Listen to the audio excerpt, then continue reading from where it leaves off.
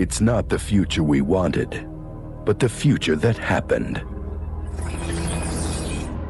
Once a great city, now a high-security prison, designed to keep society's criminals in. But now, everything rides on getting one person out. The survival of the human race, Plissken. Something you don't give a shit about. Kurt Russell stars as Snake Plissken in John Carpenter's science fiction action classic, Escape from New York. Today, Review Lens looks at Escape from New York. This is John Carpenter's 1981 nightmare masterpiece, where Manhattan is a maximum security prison and Kurt Russell has the coolest eye patch in movie history. This movie is basically, what if we turned New York City into a giant prison with more synthesizers and way better hair? Alright, so here's the setup. It's the far-off future of 1997.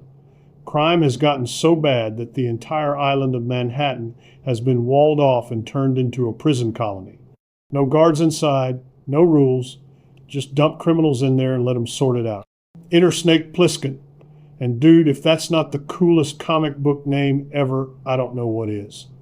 Everyone keeps saying, "I heard you were dead," which becomes this running gag that never gets old because Russell sells it with this perfect mix of annoyance and, yeah, I get that a lot.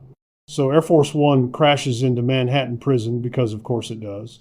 The president, played by Donald Pleasance, aka the original Dr. Loomis from Halloween, is trapped inside with a cassette tape that's apparently super important for stopping World War III.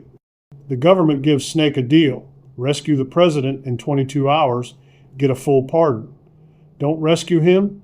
The microscopic explosives they injected into his neck go boom. What makes this movie absolutely rock is that Carpenter basically made a Western but set it in a future New York. Snake is the man with no name, complete with the anti-hero's swagger and minimal dialogue. When he does talk, it's either a growl or the most sarcastic thing you've ever heard. The supporting cast is bonkers good. Ernest Borgnine plays Cabby.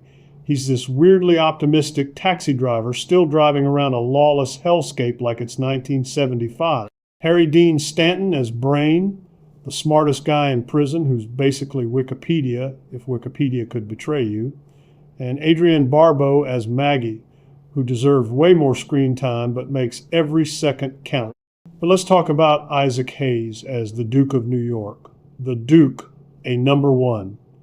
This man rolls around a rotting Manhattan in a car with chandeliers on it. Yup, he's got this bizarre regal thing going on, like he's cosplaying as a post-apocalyptic pimp king. The setting here is insane for 1981.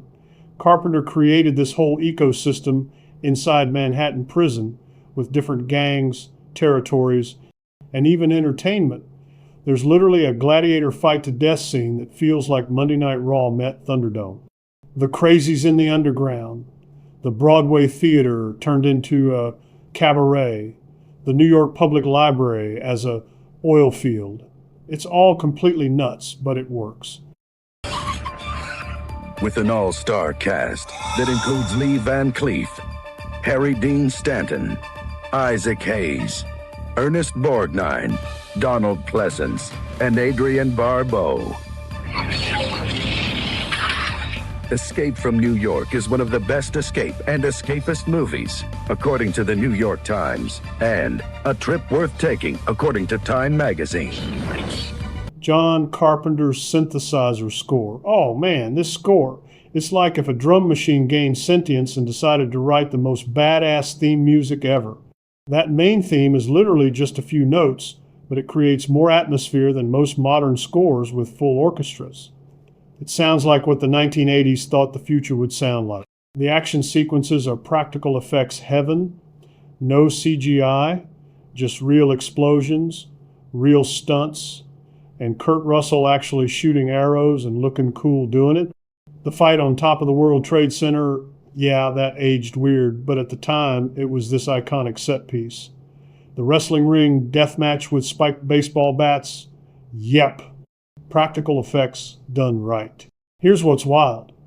This movie cost $6 million and looks better than most $100 million movies today. It made $50 million. Carpenter shot it in East St. Louis because it already looked post-apocalyptic. They didn't have to build a destroyed New York. They just found one and filmed in it. A lot of the filming locations we see were damaged by a huge fire in 1976.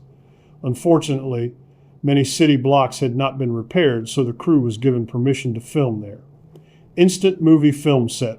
The ending is perfect, cynical Carpenter. Snake saves the president, stops World War III probably, and what does he get? The government trying to recruit him again.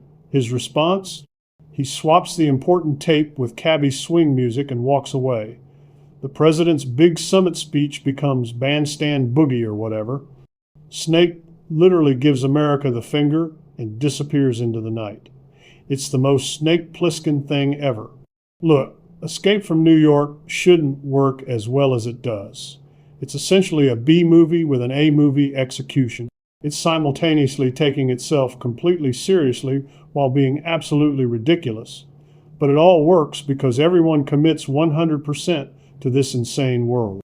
Is it perfect? Nah. Some effects aged rough, the pacing can drag in spots, and the president is kind of a nothing character to me. But when this movie hits, it hits like Snake's spiked baseball bat to the face. Final verdict? Escape from New York is great.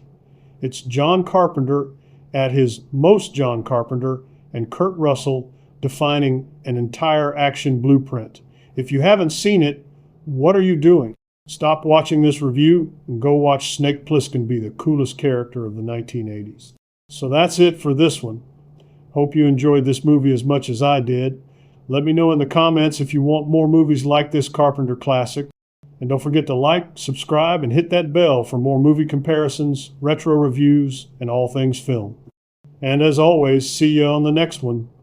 Save us a balcony seat and extra butter on the popcorn, please. You go in, find the president, bring him out in 24 hours, and you're a free man. What if I'm a little late? And no more Snake Plissken. When I get back, I'm gonna kill you.